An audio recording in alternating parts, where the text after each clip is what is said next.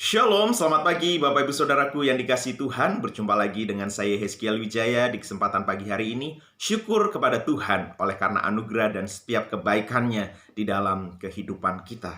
Bapak Ibu Saudaraku yang dikasihi Tuhan, perjalanan hidup kita di dalam pengiringan kita terus berjaga dan waspada di dalam menjalani perjalanan iman kita.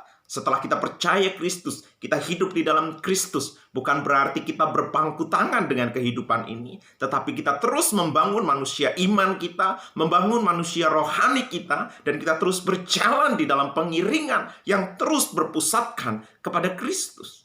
Di dalam setiap pengajarannya, Kristus seringkali mengingatkan kepada para murid, hal yang paling penting adalah tentang pengajaran. Waspadalah terhadap pengajaran-pengajaran. Waspadalah dalam segala situasi dan kondisi. Waspadalah di dalam engkau menjalani kehidupan.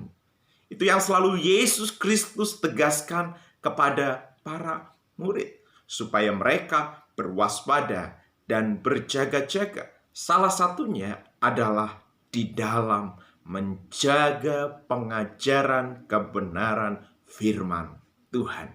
Bapak Ibu Saudaraku, tema perenungan pagi hari ini berbicara tentang menang melewati pencobaan. Ya, menang melewati pencobaan. Ujian Allah desain untuk menjadikan manusia menjadi semakin berkualitas. Ujian didesain oleh Allah supaya kita semakin jadi lebih baik di dalam kehidupan kita. Sedangkan pencobaan didatangkan sumbernya daripada iblis. Allah tidak pernah menghadirkan pencobaan atas umatnya. Dia menguji umatnya. Tetapi iblis selalu mencoba umatnya. Tujuannya apa? Supaya manusia itu hidupnya hancur, terputus daripada Tuhan, dan mereka mengalami penderitaan, dan ujungnya adalah kebinasaan. Itulah yang selalu diinginkan oleh iblis.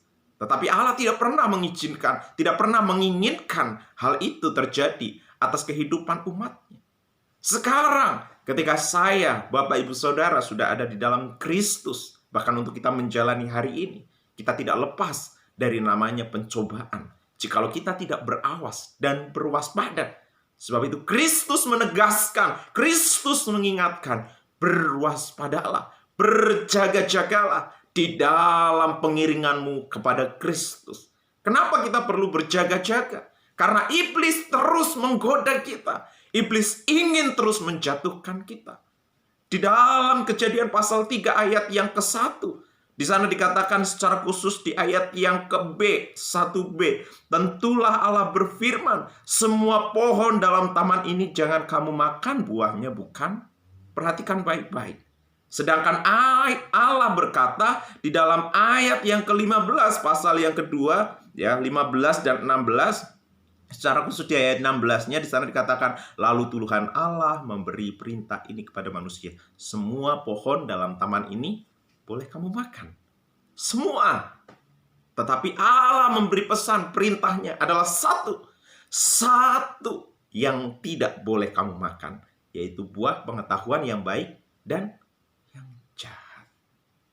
Di sini yang perlu kita renungkan adalah adanya sebuah celah yang diizinkan oleh Hawa. Sehingga karena percakapan antara Hawa dengan iblis, yang dipercakapkan adalah tentang buah. Dan di sana adalah berbicara juga tentang firman.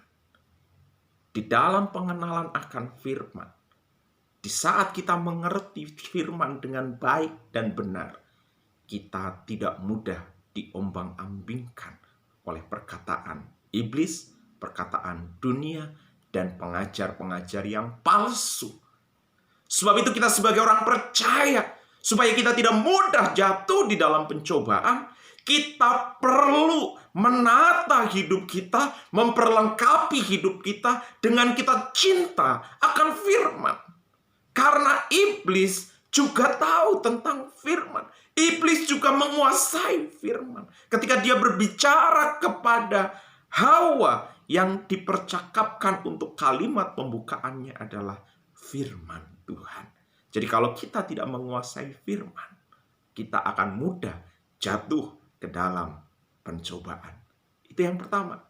Ya, supaya kita menang melalui pencobaan. Yang pertama, jangan buka celah untuk iblis. Perlengkapi hidup kita dengan firman Tuhan. Sebab firman yang akan menuntun kita di jalan-jalannya Tuhan. Firman yang akan menuntun kita hidup di dalam setiap penggenapan janji Tuhan. Firman yang akan menuntun kita di dalam setiap kebenarannya, rancangannya, kerinduannya, kemauannya atas saya dan Bapak Ibu Saudara. Kehendaknya bisa tergenapi dalam hidup kita saat kita bergaul dengan firman.